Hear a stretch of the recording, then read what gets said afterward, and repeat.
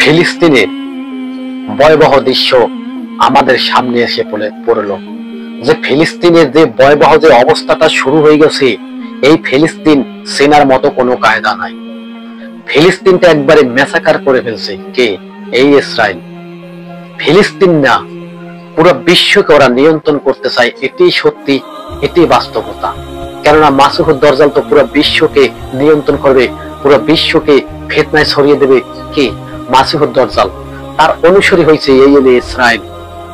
ইসরায়েলকে যারা যারা ইসরায়েলের সাথে হাত মিলিয়ে টাকার পাহাড় করে দিয়েছেন ইসরায়েলকে, আপনারা মনে রাখেন, ইতিহাসের পাতায় লিখে রাখেন যে এই ইসরায়েল আপনাকেও সফল মারতে পারে। কারণ ওরা তো ইহুদি, ওরা তো নাসারা, ওরা তো মানুষের কোনো ভালো চাবে না। দেখুন, প্রত্যেকটা রাষ্ট্রের ভিতরে অস্থির হয়ে আছে এই ইসরায়েলের কারণে। আর এই ইসরায়েল পুরো বিশ্বের ভিতরে দাবা খেলছে। দাবা মানে এমন দাবা খেলছে যে দাবা চাইলে কিভাবে দিতে আছে এই ইহুদিরা, তা বোঝা বড় দায়।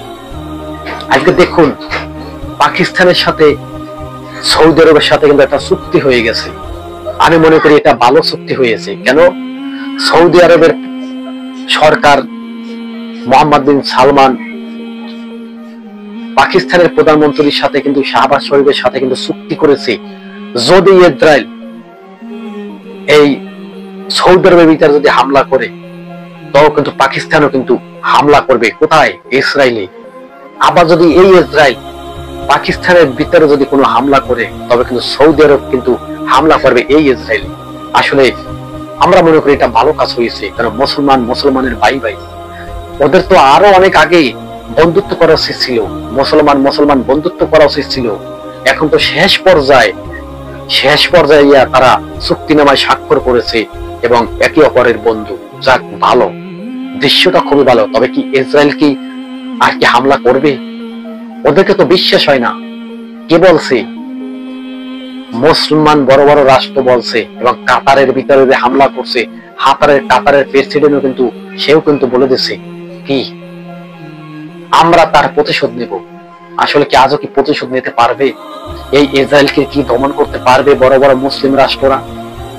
ইসরায়েলের পতন এত তাড়াতাড়ি হবে না। এই ইসরায়েল সাধারণ কোন ইসরায়েল না, ওই বহুত বড় চালাক।